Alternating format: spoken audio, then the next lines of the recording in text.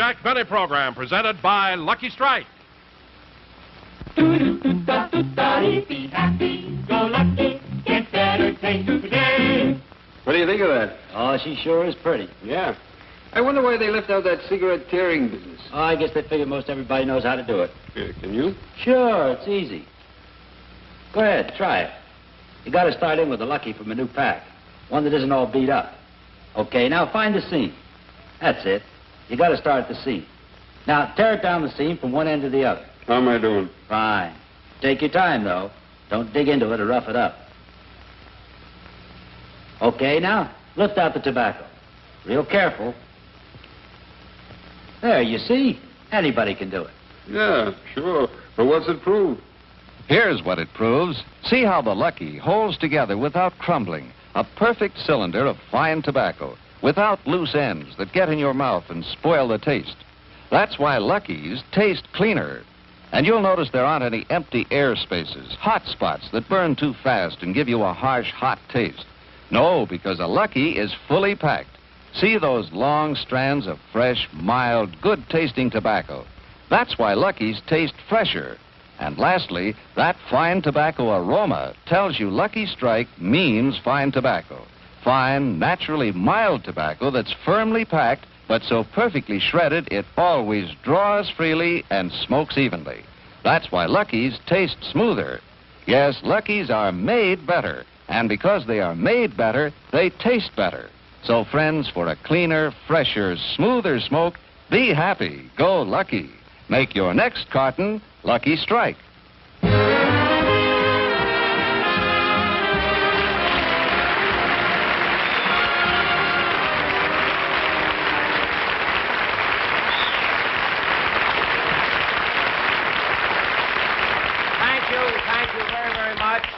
Thank you very much, ladies and gentlemen, and welcome to the Lucky Strike program. I'm Jack Benny. Well, the reason I mention that is because CBS has just added a new station in Mexico, you see, and I look so much like Tito Gazar. But you know, this is our third show, television show, and our last show, the one we did about 4 weeks ago, we did a play called Buck Benny Rides Again. And we had the most terrific response after that show. We got so many wonderful letters. Really, I can't tell you how many letters we got. And they were from such intelligent people, too, you know. As a matter of fact, I got one letter from a college professor. Did you know that execrable means lousy?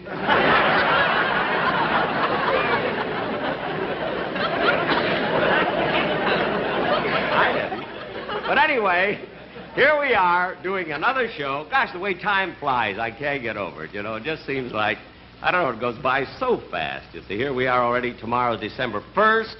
Then next week, December 8th, December 16th. And there's 106 days only till March 15th. That's the government's Christmas. I think I'll have to pay a lot this year, too, but then what can I do? I mean, you know, I'm too old to cry, and it hurts too much to laugh.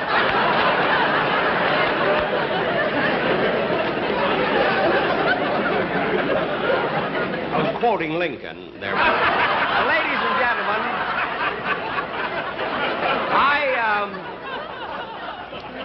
now we want to get on with the show, and first of all, I'd like to introduce... Oh, before I introduce Bob Crosby, I must tell you that the last time Bob Crosby was on my show, I have never heard anybody complain as much as he did. You know, I had him singing a song right out here on the floor. You see, then he complained because I didn't give him scenery. He's always complaining. Doesn't like the orchestra, his salary.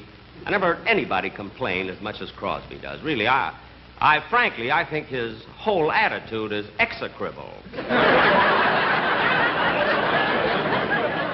So this time, I promised him that I'd give him some scenery. Oh, fellas, would you please let me have that curtain that I brought over this morning, that scene in the park?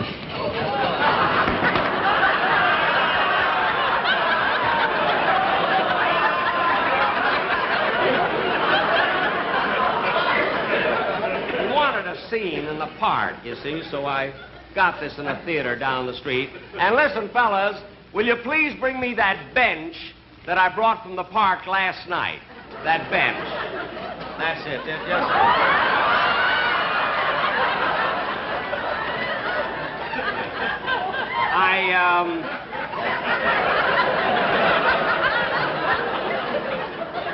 I got this bench at Griffith Park. Good bench, you know. And now, ladies and gentlemen, I would like to. Oh, kids. Well, kids, you can go now. You know? Oh, wait a minute. Oh, Mr. Fletcher, this is Miss Thomas. Miss Thomas. How do you?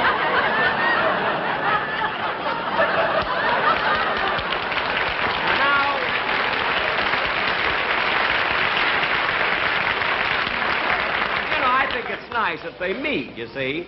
And now, ladies and gentlemen, I would like to introduce the,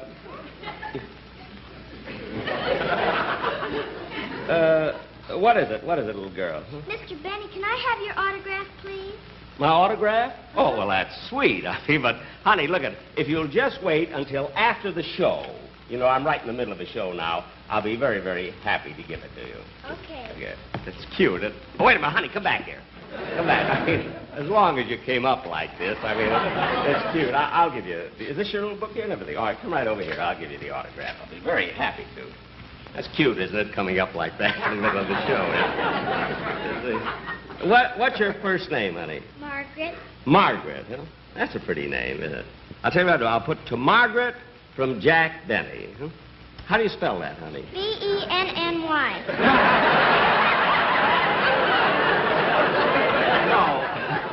No, honey, look, I know how to spell my name. You see what I mean? But, you know, there are different ways of spelling Margaret. You see, 2 different ways. How do you spell yours? Margaret. Oh, Margaret, all right. To Margaret from Jack. Margaret, what's your last name? Truman.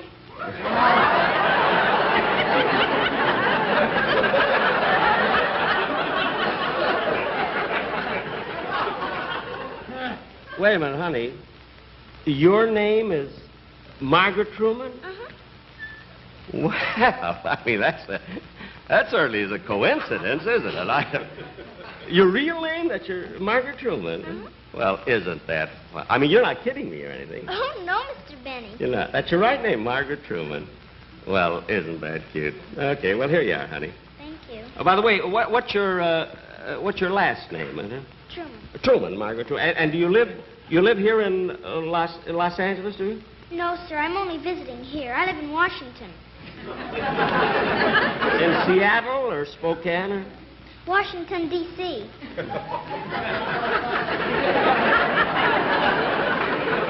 Wait a minute, honey. You live in Washington, D.C., and your name is Margaret Truman? Uh-huh. Well, that's the strangest thing I've ever heard. You sure you're not kidding me now? You didn't just come up to... Oh, no, Mr. Benny. You're not. That's your, Margaret Truman, and you live in Washington, D.C. Well, that's the oddest thing. Have you lived in Washington long? No, sir. Where were you born? Independence, Missouri.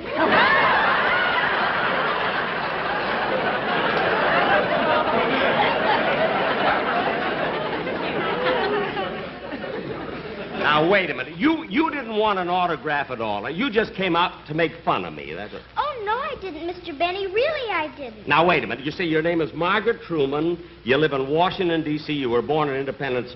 I mean, those are too many coincidences. I mean, does your father work in Washington now? Yes, sir, till January 20th.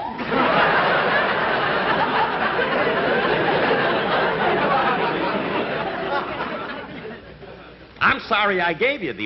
Your father's working now till January 20th. And that's no coincidence, huh? Now, wait a minute, honey. Somebody told you to say that. That's just a trick.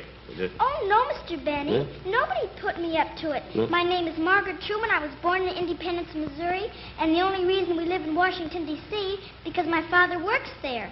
Oh. Your father works there in Washington. What does he do? He's a piano player.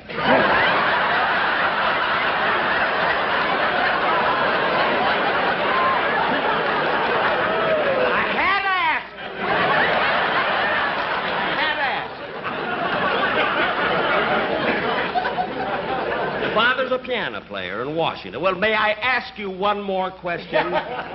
May I? What is your father's first name? I won't tell you.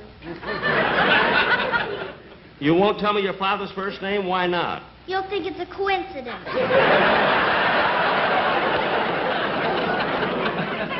Well, I'm not going to get involved in this anymore. Oh, hello, Bob.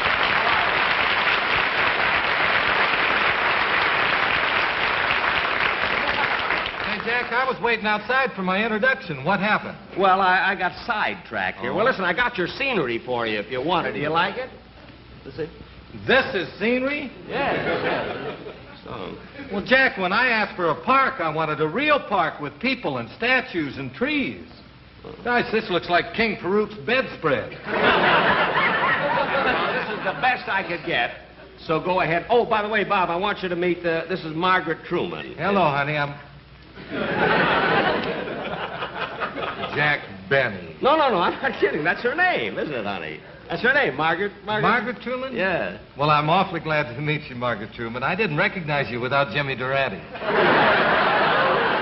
No, this is a different. This is a different Mark. Well, come on, honey. You got your autograph. You want to come off? Come on, Say, Jack, What? I've got an idea. Because I don't have the right scenery, maybe I should switch my song. Yeah? And I saw Walt Disney's Peter Pan, and I think I could sing about it if you'd let me work with her. You mean you want to have the little girl If out I here? could. Well, would you like to stay here with Bob Crosby? Oh, yeah. You would. Okay. All right, Bob. I bet she sings, too.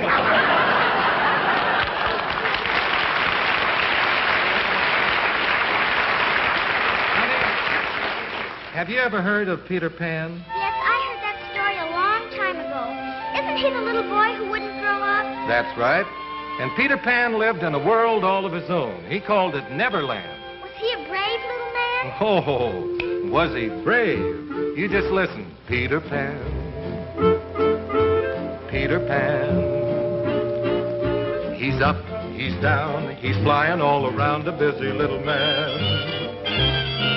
When there's danger and the battle is thick, he's there in the nick of time. Are there pirates to fight? Are there Indians in sight? Peter Pan will have a plan to fight the crime. Did he ever take little boys and girls to visit him? Oh, certainly would to Neverland, but in order to get there, they would have to fly. They couldn't fly. Oh, yes, they could. Let me tell you all about it. You see, Peter Pan had a little pixie by the name of Tinkerbell. And she would come and she would sprinkle some pixie dust over the boys and girls, and that would give them gossamer wings. And then they could fly? Well, only if they thought of pleasant things. Think of the presents you brought, any happy little thought. Think of Christmas, think of snow, think of sleigh bells. Here we go like reindeer in the sky. You can fly, you can fly, you can fly. What was that? Oh, you know who that is. Crocodile? That's right, the crocodile. What makes him tick like that? Well, once upon a time, he ate an alarm clock, and that's what makes him tick. Isn't that the crocodile that took a big bite out of Captain Hook? Yes, and he liked the taste of Captain Hook so much that ever after he went around looking for people to bite. So I've got to warn you, never, never, never smile at a crocodile. No, you can't get friendly with the crocodile. Don't be taken in by his welcome grin. He's imagining how nice you'd fit within his skin. Now sing me more about Peter Pan. Peter Pan. Peter Pan. He's in, he's out, he's zooming all about as only Peter can. He's the best little boy, the worst little boy, since first little boys began. Let him have his scheme.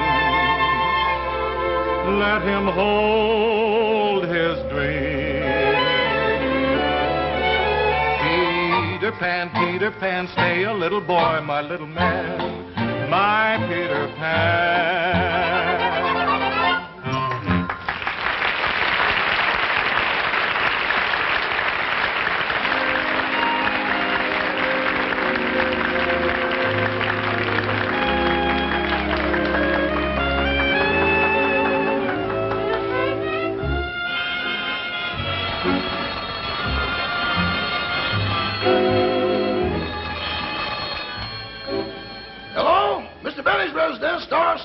main radio and...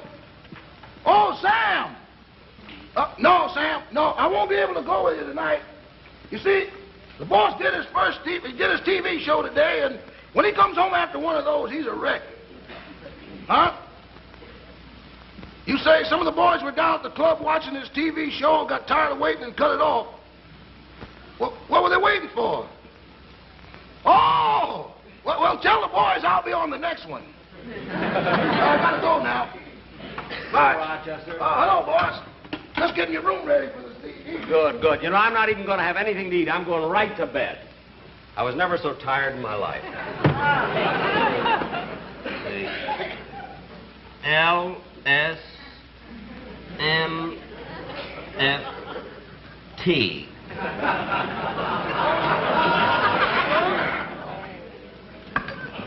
Oh, boy, what an actor goes through. They think it's easy. Do one show a month. No.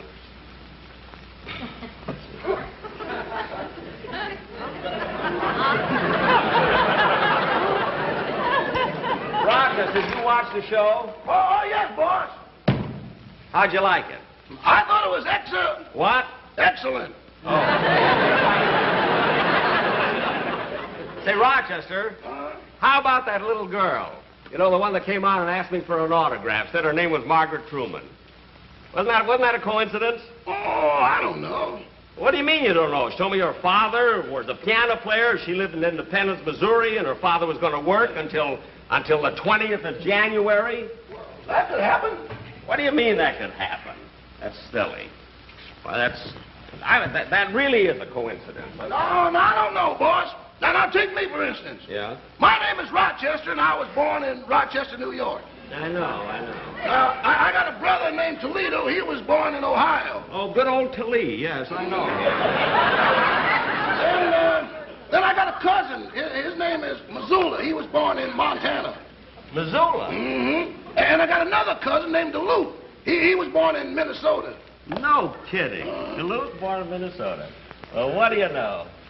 I'll just go ahead and brush my teeth. I'll be right back. I want to get right to bed. All right.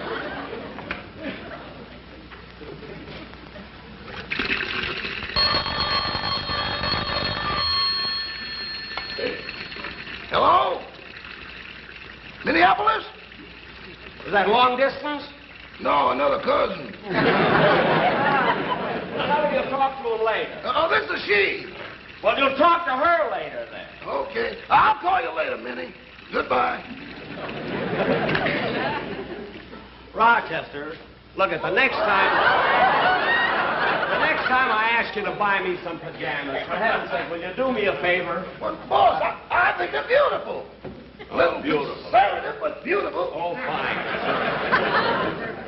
I'm going right to bed. Boy, I'll be asleep before I hit that pillow. Okay, I'll turn off the light. Okay. Good night, boss. Good night, Rochester. Oh, boy, am I tired.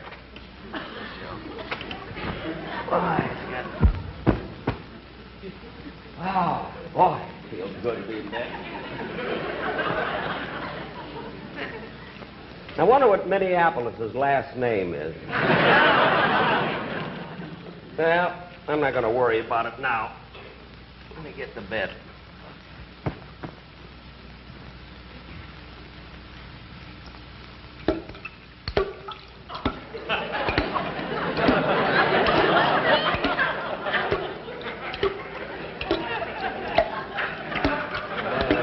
Darn faucet dripping again. Told Rochester 1,000,000 times to fix that faucet.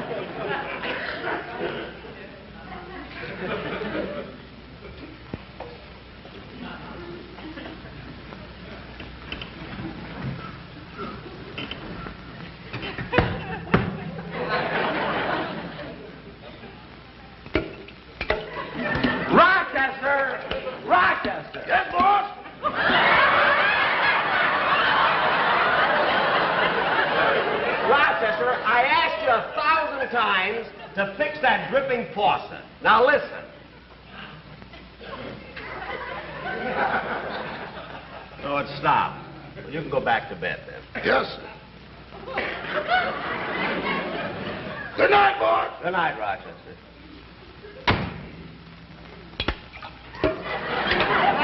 Rochester! Yes, boss.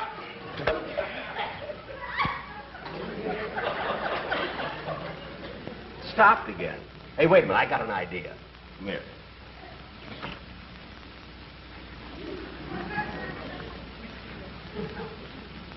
Okay.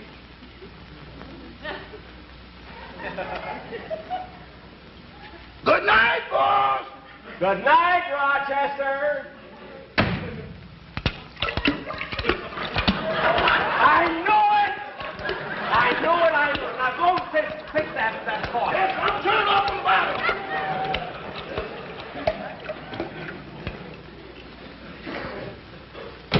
Well, boss, you better try to get some sleep. How can I sleep now? I was sleepy a few minutes ago. Now I'm wide awake.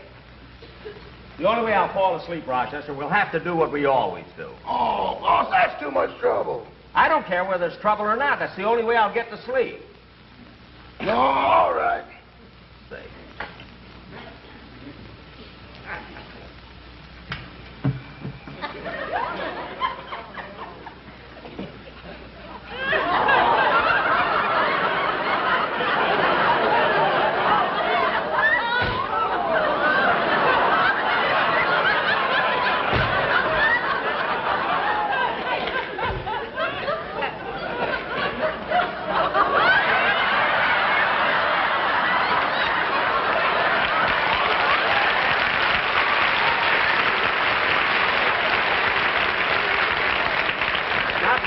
I forgot to take a Dramamine. Okay.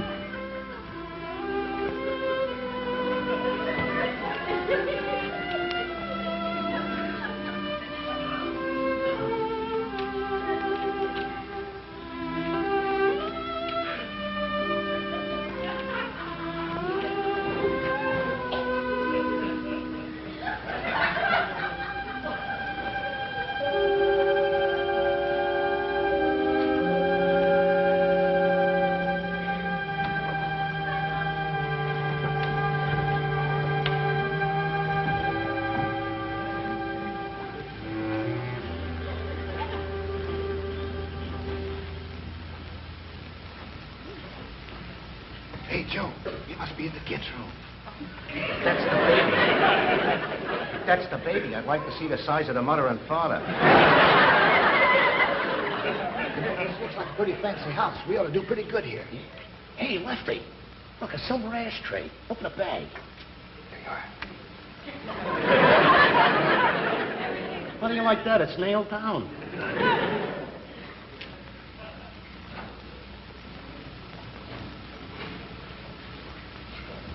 Hey, Lefty, come here. Solid gold. Now you're talking.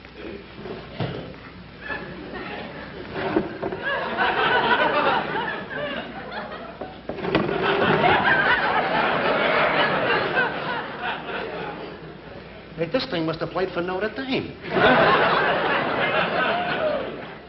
Let's see what's in this drawer.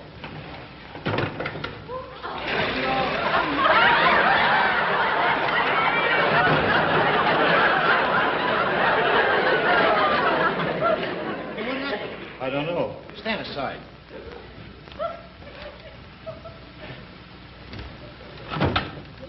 Hey, look at these beautiful shirts. Out there.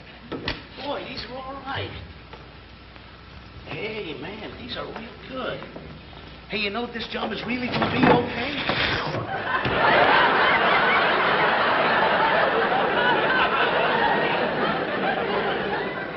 Where did them shirts go?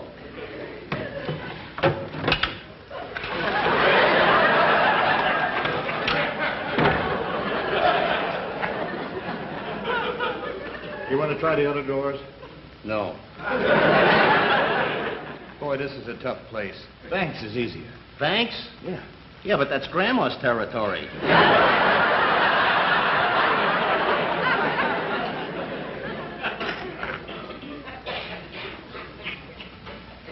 Let's see see what's in here.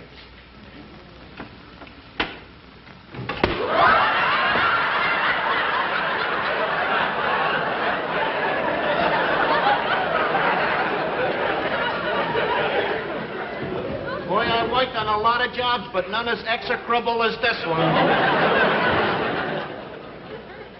I know there's a safe in here someplace. Let's find it. A safe? Yeah. Well, let's look.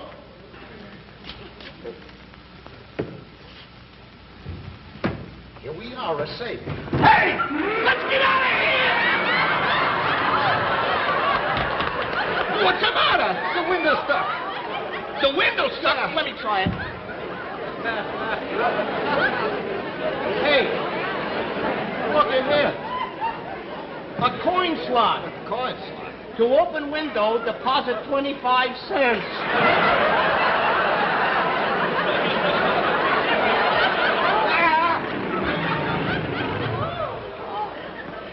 Jack will be back in just a moment, but first...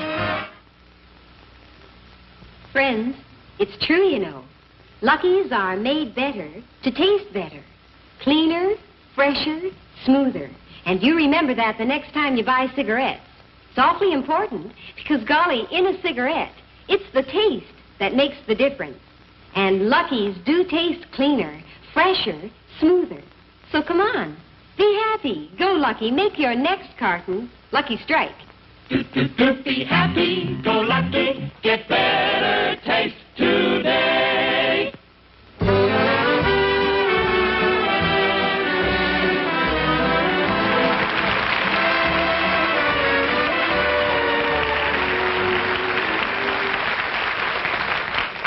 Thank you very much, ladies and gentlemen. I don't know whether you liked the show or not. I know I took it lying down. This is kind of a show I like, where you don't have much to do. You know, you just... Incidentally, were the burglars funny? Oh, the reason I don't know is because I fell sound asleep. Anyway, ladies and gentlemen, I do hope you like the show. And we'll be back again 4 weeks from today. Is my time up now? Huh? Because I'd like to tell them. Can I talk just a second more? Oh, well, I just wanted to tell you that on the next show, we're going to try and do one of our New Year's fantasies. Remember the ones we used to do always on radio? And it's a sort of a comedy and dramatic thing, which I hope you will enjoy. And anyway, we will see you then 4 weeks from today. Thank you very much.